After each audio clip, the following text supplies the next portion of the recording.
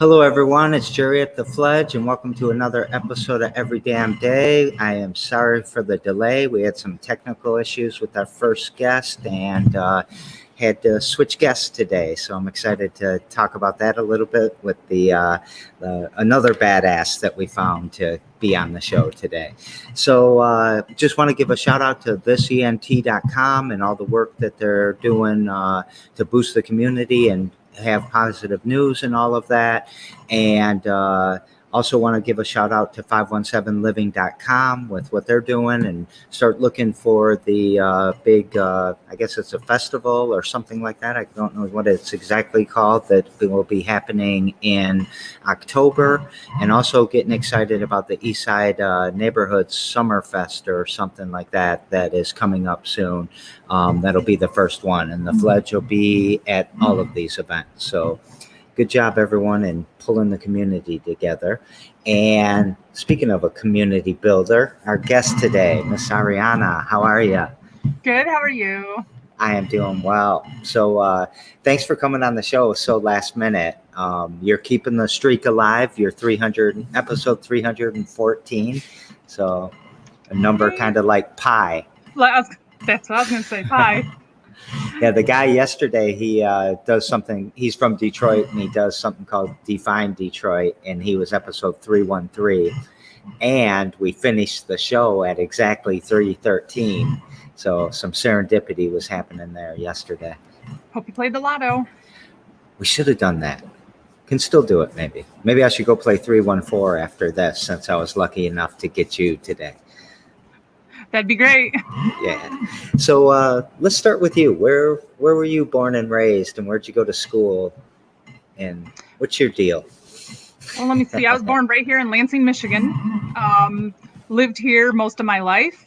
Spent a couple years in Hawaii on the Big Island when I was a kid. And then came back here and really been in this area ever since. I do spend part-time between here and Ohio.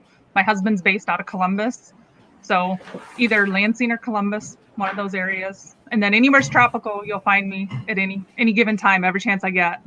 Do you go back to Hawaii? So I have never been back, because my biggest fear is I'm going to go back and I will never return to Michigan again. Ah, I thought you were going to say you were going to be so disappointed on how much it changed in the last 20 or 30 years. That would be accurate. I mean, and I just want to put out a shout out to Hawaii. I hope you get to fly a flag in the Olympics. That's like super important. You know, free Hawaii. That was a kingdom before we came in, but that's a whole nother conversation of, I'm sure a little bit of everyone's in that one right now, but free Hawaii. Is that a movement that's happening right now? It is. It is. You know, they became our 50th state, and they had a kingdom and they had a whole hierarchy there, and they became absorbed into the United States, taken over, however you'd like to say that. And I think it's important because their cultures and their beliefs, when you're there and you're from the mainland, they call you something, you're called a haole, which is not a nice term. And I think it's a double-edged sword, because they want the tourism dollar, but people come and they take away the heritage of what's there and the people. And I mean, there's an old legend that if you take a lava rock from Hawaii, it's bad luck. It's bad luck to take them off of the islands. And people do it every day. Mm-hmm. And I mean, eventually, like, the islands are going to be too small if everybody takes a piece of it, right? Yeah. So I like this. I would like to get behind this, at least try to boost the signal. And then, there was something else I wanted to ask. Oh, Lansing and Columbus. Economic development people all the time say, oh, they're both, so much alike. They're both capital cities. They both have a Big Ten college in them. Do you think Lansing and Columbus are alike, as someone that bounces back and forth? I really do. There's a lot of similarities between Lansing and Columbus. I mean, Columbus is a much larger area, but there's a lot of industry in Columbus. There's a lot of big companies now, and Columbus has They actually have a little area called I'm going to probably say it wrong. It's the Short North District, which is very similar to Old Town or REO Town. If you were to combine the two, it's enormous. And they have a lot of great stuff down there too. They have a lot of big companies in the downtown area. So ours is a little more spread out, but yeah, it's a pretty cool place if you get a chance, visit it. Okay, I've been there before, but went in, wrestled, and got out. It's really the extent of my experience with Columbus. So yeah, I should go visit. I just want to throw a comment up here. You know Erica Munchbach? That does sound familiar. Yeah, you guys went to the same high school. So I don't know if you went to the same class, but must be from. Yeah. What high school did you go to? I spent part of my time at Lakewood out in Lake Odessa and part of my time in Grand Ledge. So I graduated in 95. Dang, I didn't know you were that young. Not that you look older than that, but this seems like I've known you for that long. We have. I think, let me see, we had to have met when Raven and Elvis were in school together. Yeah. And that was, good God, 20 years ago almost. Yeah. She's sitting behind me right now. Is she? Yeah. She's flying to California Saturday morning for the big move. Oh, she's moving to California? Yeah, Los Angeles. Yeah, I know. Are we happy or sad about that? Or mixed? Oh, Shannon's throwing in, don't forget Rain and Zoe. Oh, yes, Rain and Zoe. Yes, we love them to pieces. Yes. So, you want to jump into some of your projects, or did you want to talk? I stopped you a little bit to ask about Columbus and ask about Hawaii. Yeah. You want to keep going with that, or you want to start talking about projects or something? We can do it all. We can talk really fast or really slow, however you like. Projects. Oh my gosh, I'm a big project one. I firmly believe in local everything I can do, any kind of local projects you can get involved in, art projects, home projects. I like to be involved in any kind of restoration projects you can find, urban restoration, you name it, and I'm willing. So, you also, when you say that though, I think you're talking about your business, Karma Construction. Do you want to tell us about that? Yeah. Sure. That's actually the residential side of my business. And what I do is I buy and sell homes. Some people call it flipping. Some people watch HGTV and think that everything is neatly wrapped up in a 30-minute show and it's fabulous. And renovation is not quite like that. There's a lot more to it. A lot of ups and downs from buying a house and fixing it up. I always tell people I like to come into a house and I buy them because when I walk through them, the house is sad. And it's like hearing someone screaming for help and you can see it and you want to help someone. And I buy the house and then I try to make her pretty again. And so she's proud, she can stand tall again. And, when you think about the walls and what most of the walls of these old homes have seen and heard, I mean, it's amazing. I find the coolest stuff in old houses, by the way. So I had a house, just real quick, over on the northwest side of Lansing, and we tore apart some of the basement. And inside the basement, the pipes, we had to expose the pipes because the sewer was bad.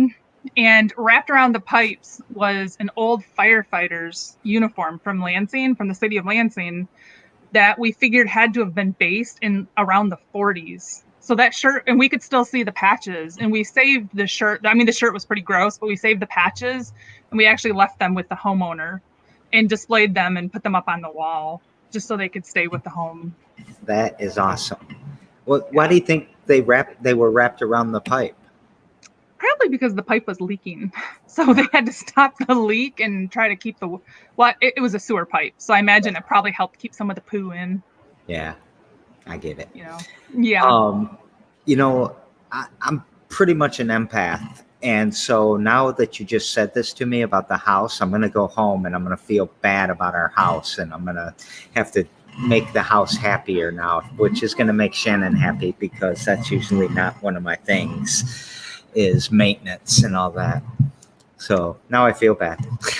It is hard. I mean, I feel the same way when I go into a house, and I always offer, if I'm at your house and something's wrong, I'll offer to help you fix it, just so I can go home and sleep at night. So That's funny. I think it's important. It's important that people live in happy, healthy homes, because that's where we spend most of our time. And, we know that there's a lot of socioeconomical impact on people who don't have a healthy home to live in, and especially with coronavirus, the last, 18 months, 2 years now we're into this, people don't have a safe home to shelter at. And that's important to be able to get out there and help people. Yeah. I often think about, the tenants are in a bad spot, and we've had the moratoriums on evictions and foreclosures and all of that. Do you think there's a wave of that coming that's been like the backlog that would naturally happen anyway, has been kind of dammed up, and that dam's going to burst? Unfortunately, we are preparing for that in the real estate market right now. That's actually up in about 10 days. It's up July 31st. Mm-hmm. Unless there's been any legislation I haven't heard of that's gone through lately, that is coming up. And there is going to be it depends on how quickly things start to break loose, but we are preparing for that eventuality that things are going to start going into foreclosure. Yeah, I'm hoping that they renew at least one more month, but I mean, at the same time, we're kicking the can down the road, and we're going to have to deal with it eventually. I agree. And it is hard, because I also sit on the commercial side of all this, and there's, I understand that people, my taxes are still due. I'm still maintaining buildings. And when you're not getting rent in, it is hard, because then that falls back on us as a business owner. But then again, I also think you have to have a little bit of heart and understand what people are going through. And thankfully, I'm on commercial side. I don't have residential rentals, because that's a tough one, because I would let everybody live everywhere for free, and I know it. So I just don't. I was gonna say something similar to that about you, but it was almost flipped of that. Is that I couldn't see you to have the heart to be a landlord like that, because it sounds to me like you try to do restorations and then get them in the hands of homeowners. And I bet, well, what do you do about equity? What do you do about social inequities and things like that in your work? It's difficult. So I work with people that are both the first-time homeowners, and education is honestly the most important thing you can do, is help tell them and help them through that process, because that's where a lot of people get into issues where they don't understand the process. They don't understand that when they buy a house, if the roof is bad, that's going to be a $10,000 fix. Or if there's mold in the basement, that they're going to have to fix that. They can't live in that. And just education, I think, is the most important part. Well, I don't know how much detail you want to give. I'll give as much detail as you want, but someone I love dearly is going through that process with you right now. And I think you have been a rock star when it comes to helping to educate them, even us, on the different things in the houses and what you're worried about and all of that. Well, thank you. It's been a joy to work. I mean, truly, they paid attention, learned, and when we walk through a house, I have a couple things I like to do, and they've watched me, and now they do it, and I don't even have to tell them anymore to do it. They go in, and one of the biggest things you can do is go in and smell. That's a house is very important to smell. You can smell mold and smell things that are wrong, and then looking for cracks and have things been put together correctly? Are things just painted over pretty? Or and just having them know that, and not get into a situation where they buy a home that they can no longer sell or resell later because of those issues it's important. Well, thanks for protecting them. And we're talking about my son, Rain, by the way, if that's okay.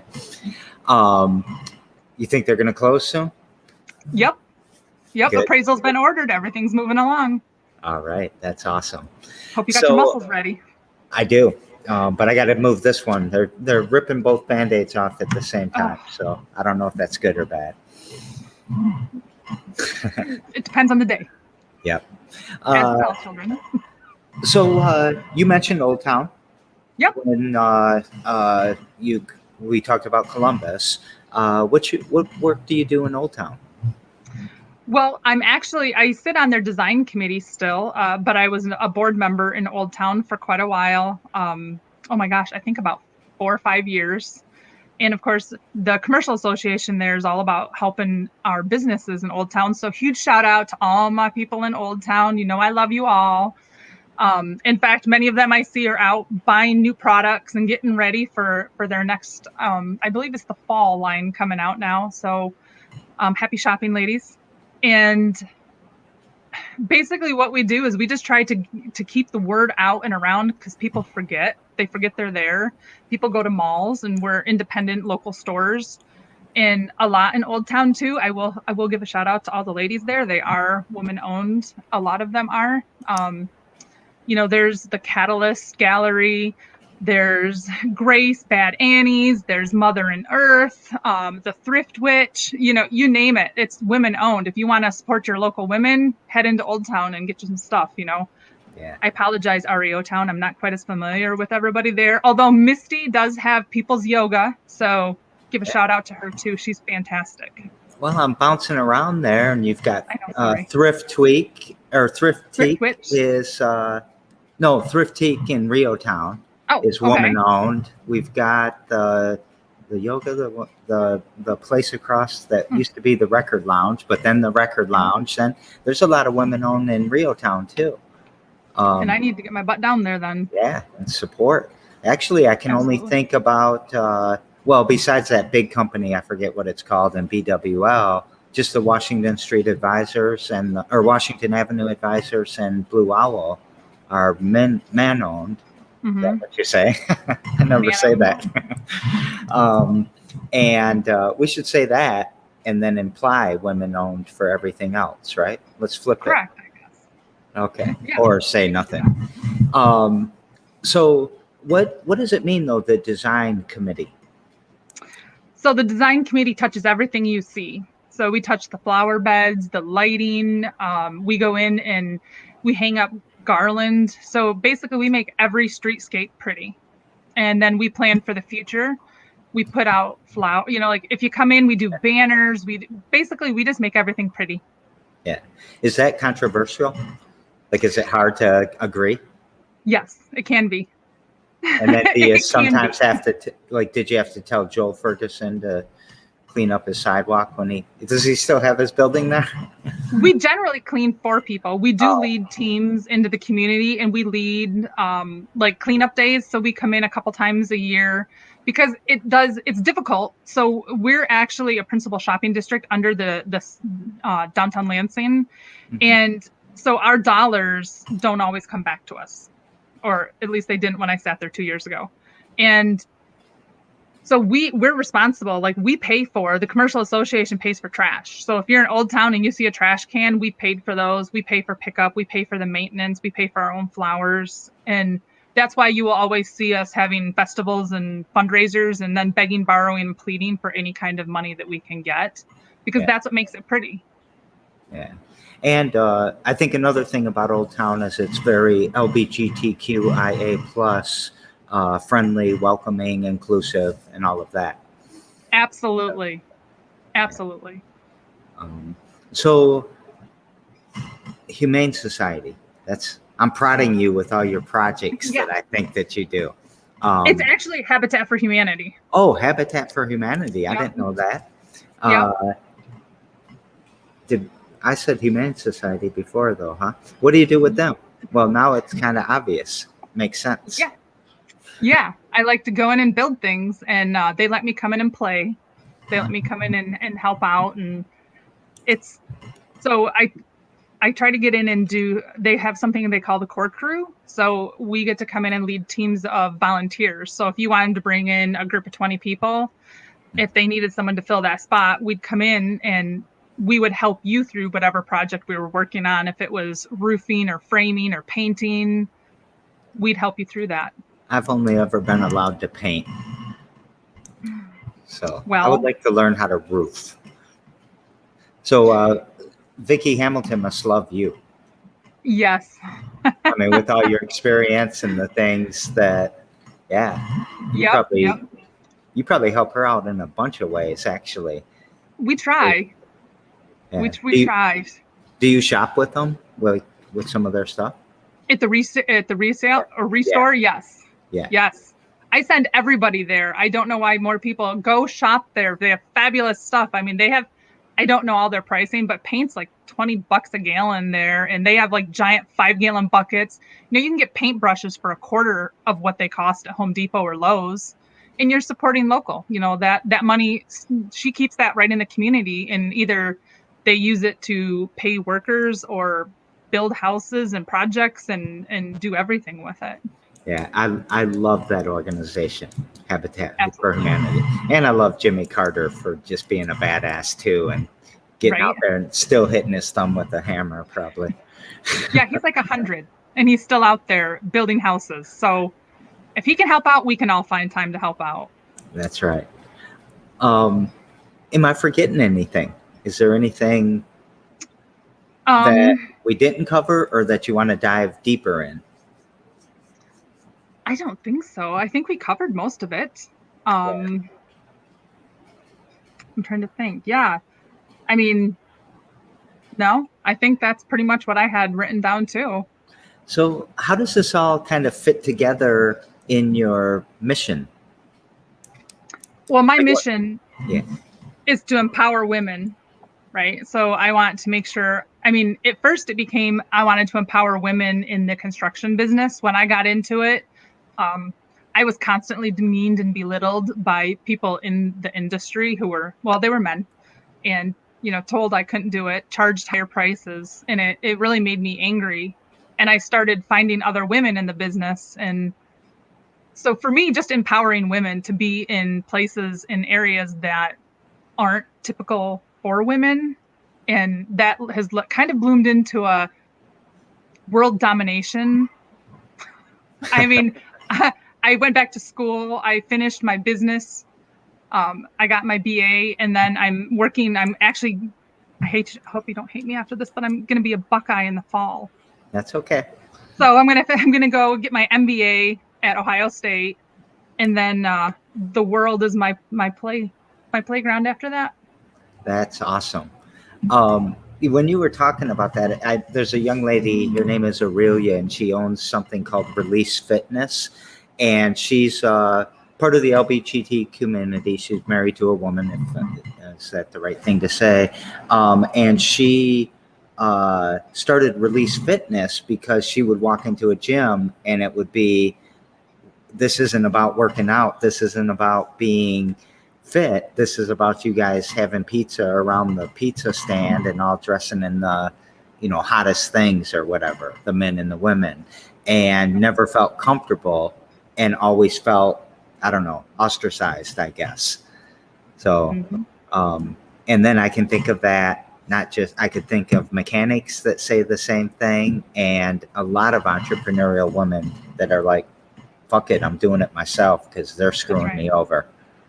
Yep. Yeah. Yep. That's how I started. I was getting quotes for construction projects. And so, funny story, my husband and I actually got quotes for a roofing project, the same roofing project. And mine was like $13,000 and needed a complete tear off. The same exact house, my husband later, like a month and a half, 2 months later, got a quote from the same company for $7,000. And they told him the roof was fine. He just needed to shingle over it. Man, that's, there was a story that went viral about a white couple and a black couple getting their house appraised. Yep. And I think it was, appraisal probably for a loan or something. And like 30% different between higher for the white and in the favor of the white couple.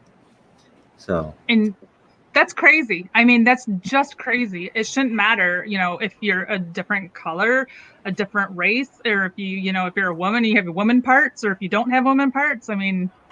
That's just discrimination. Yeah, and it's evil. It's just evil. It is.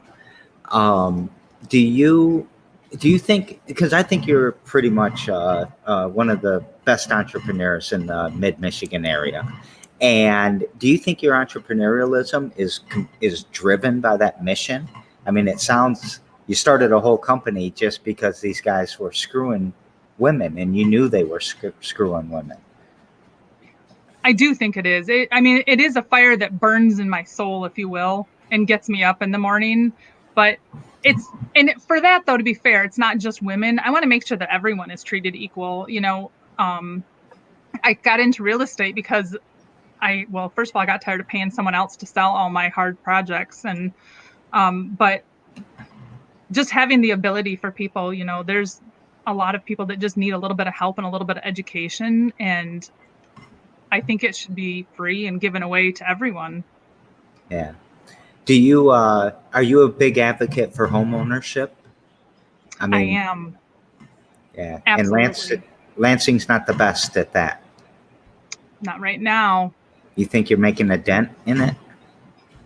Well, no. I think there's a lot we could be doing differently.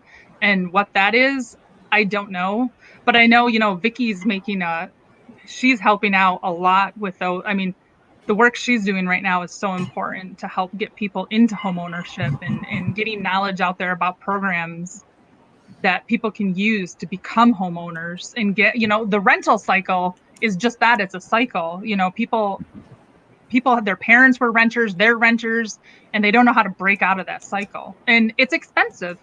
We just rented an apartment in Columbus, and before we moved in, we'd spent $2,500 on deposits and rent and application fees. And that's ridiculous. That's for a first-time homeowner, that's almost a down payment for them.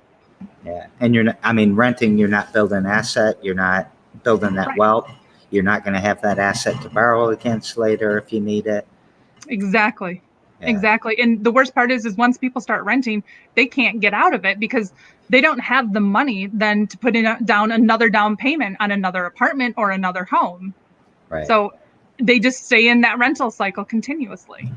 About half of our city lives below the ALICE threshold, and that means they're living paycheck to paycheck, and savings isn't one of the expenses that keeps them paycheck to paycheck. They can't save.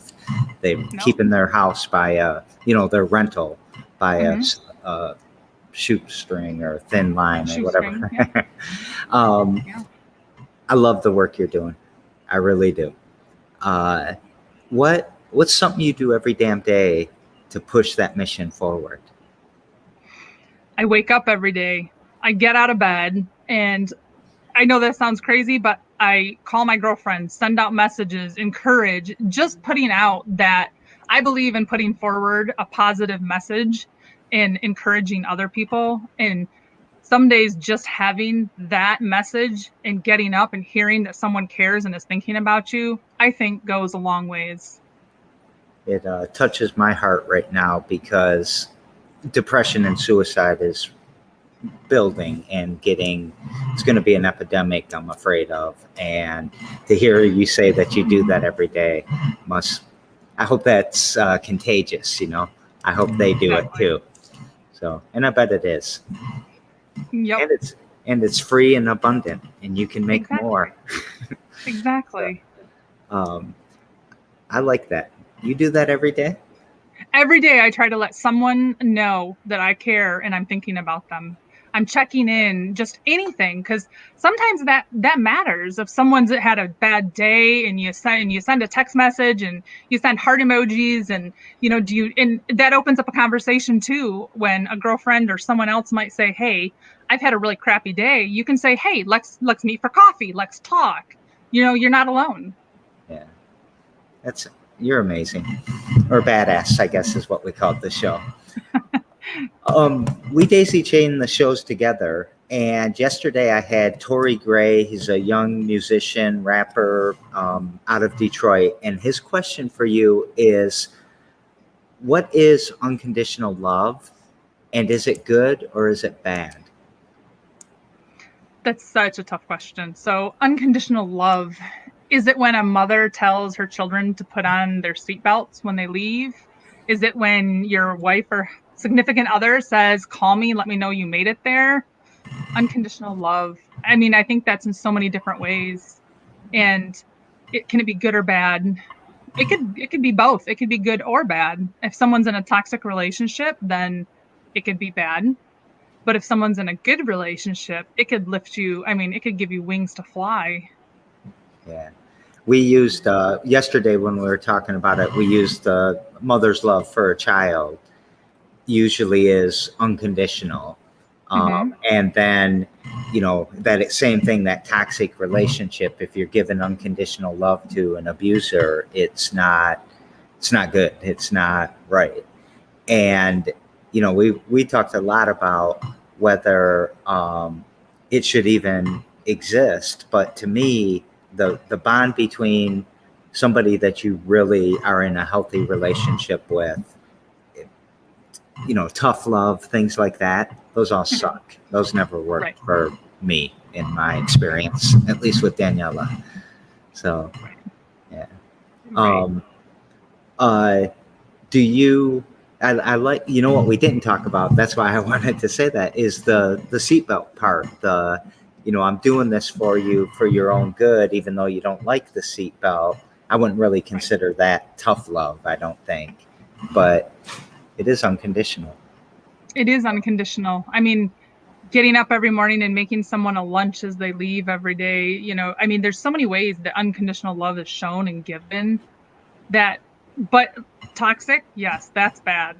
And it's when Shannon's mad at me and she still makes me dinner. Exactly.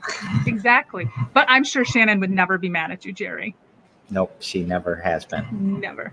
It was just her expressing her love and trying to change my direction. Right. Unlearn something, probably.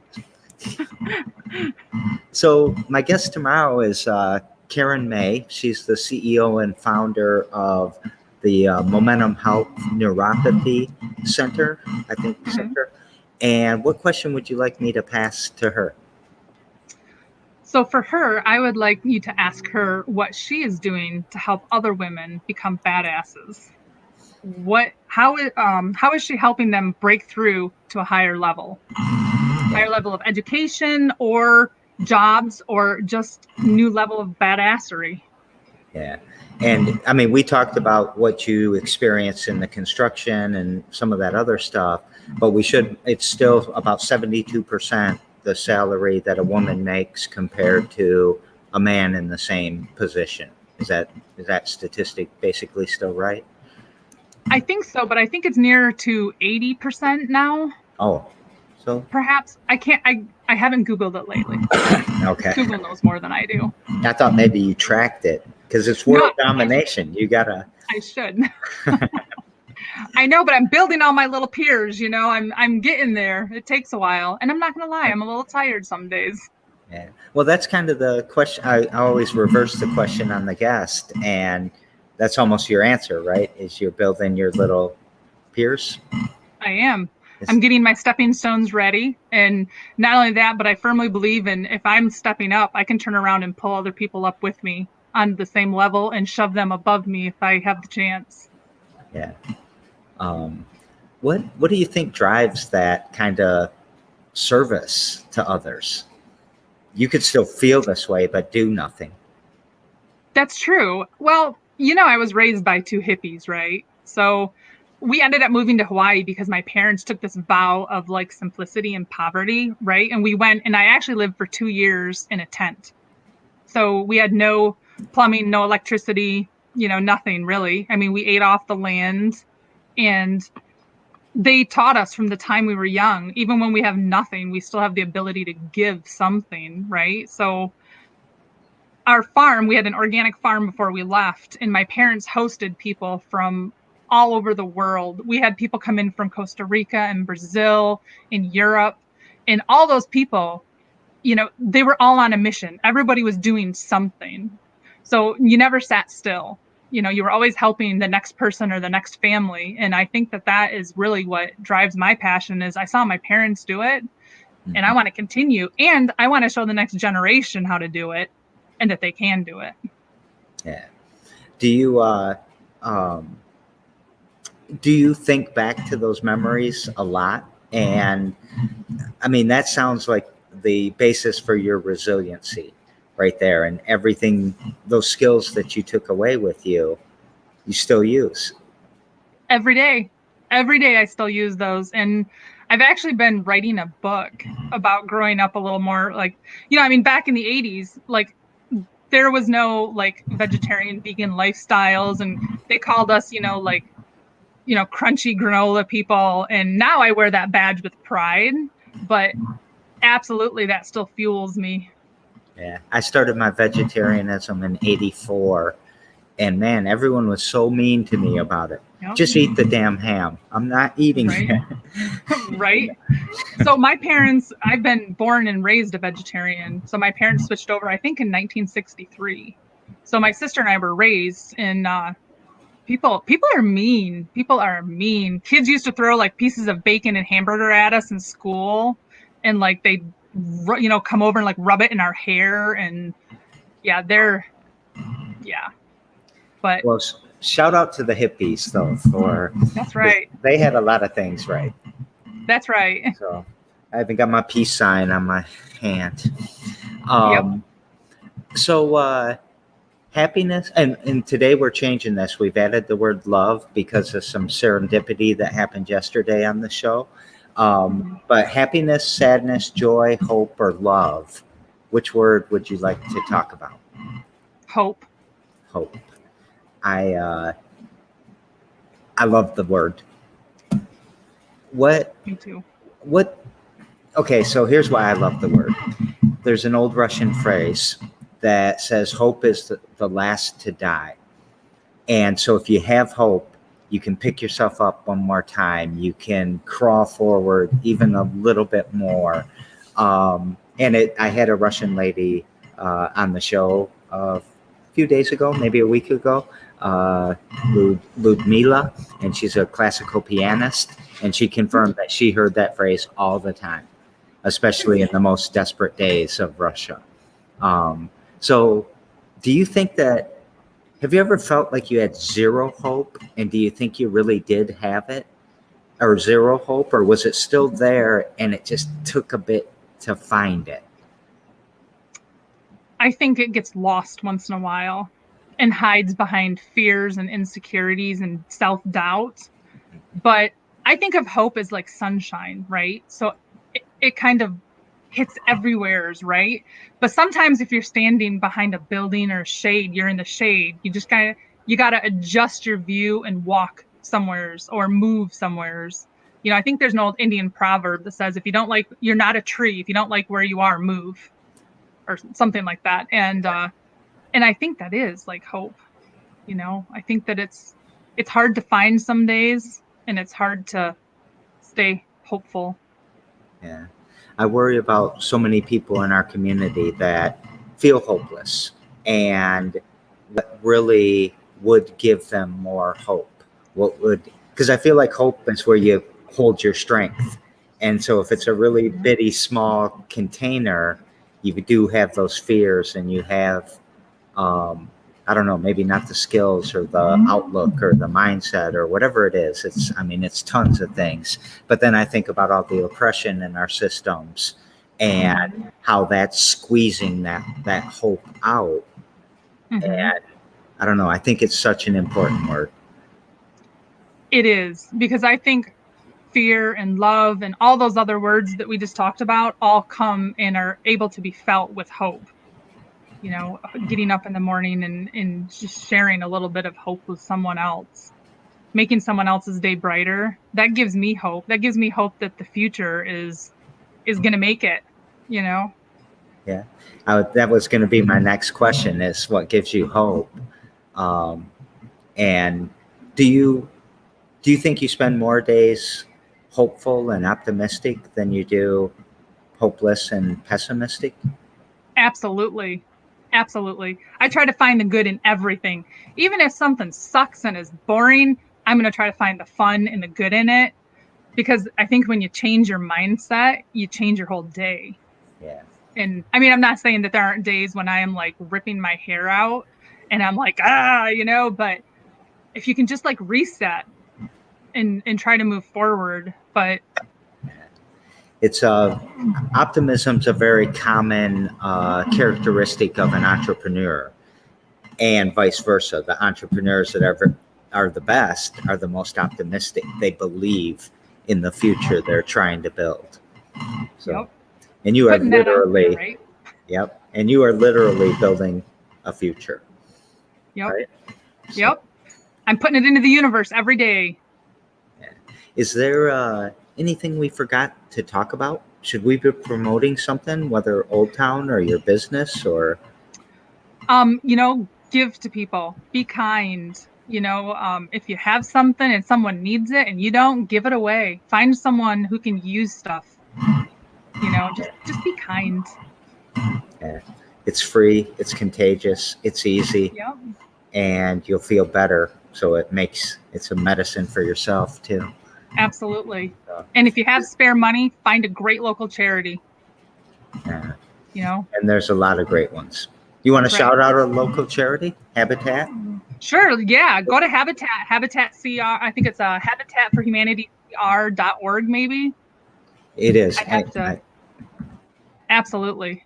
Help someone get a secure home, because pass that stuff forward. And we know that when someone comes into a community and gets a home, fixes it up, everybody in the neighborhood all of a sudden starts to fix things up. And,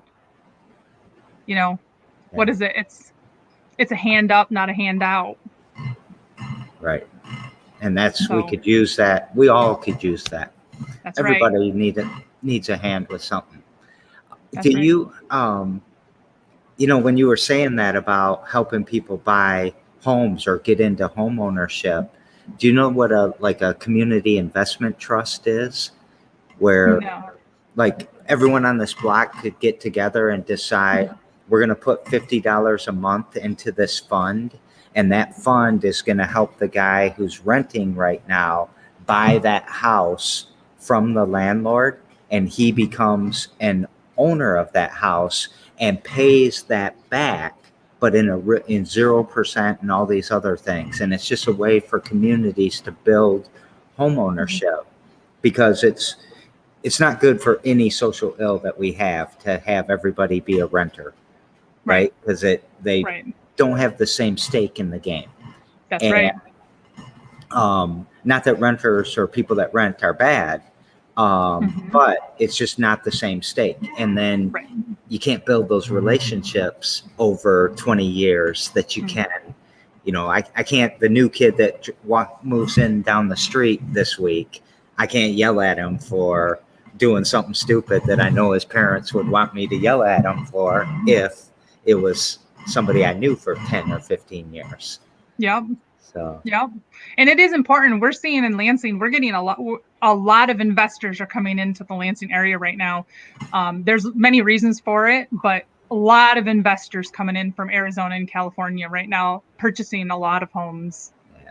And it's the low cost of the housing market here for so long, and how much we're going to pop because of badasses like you doing great stuff. That's right. And I get even more worried about that because they're going to come in, they're going to swarm on us if the foreclosure stuff starts happening, and we're going to have a lot more renters at the end of the day. Yep. Well, and it forces out first-time home buyers. Oh, right. Because they're getting outbid and Yeah, first-time home buyers can't afford it, and investors can. So it kind of takes that bottom tier out that are already vulnerable, that could have a leg up and could get something, and it takes them right out of the game. Is there something a person could do to help stop this? Well, my parents always said, if you want to control the land, you have to own the land. So we gotta buy it. So start buying property. And there's so many ways. There's so much sustainable building happening now. There's tiny houses. I mean, one small plot of land and you could have how many tiny houses and give people a safe place to live. So there's a lot. I think there was an organization a while ago, I don't know if LEAP was involved, that were doing smaller projects like this and trying to find grants and funding for things like this.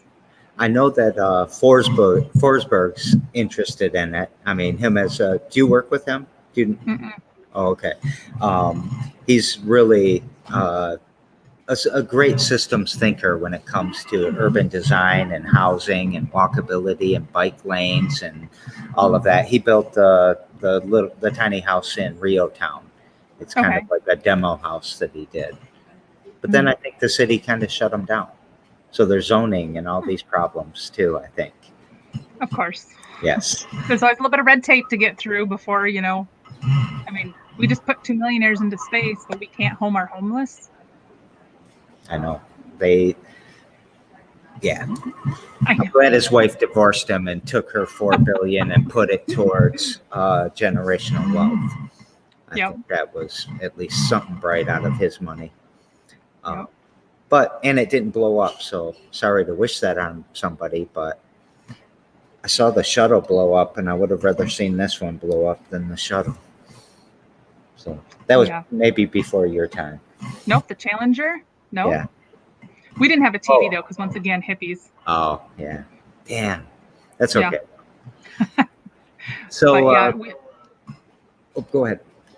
Oh no, I was just going to ask if anybody had any thoughts about the shape of the spaceship that went up. I like the Austin Powers scenes that I've been seeing playing with it beside. Hey, right. It looks like Johnson. Where are you at? So anyways, did you already take us out with something, or you want to take us out with something else?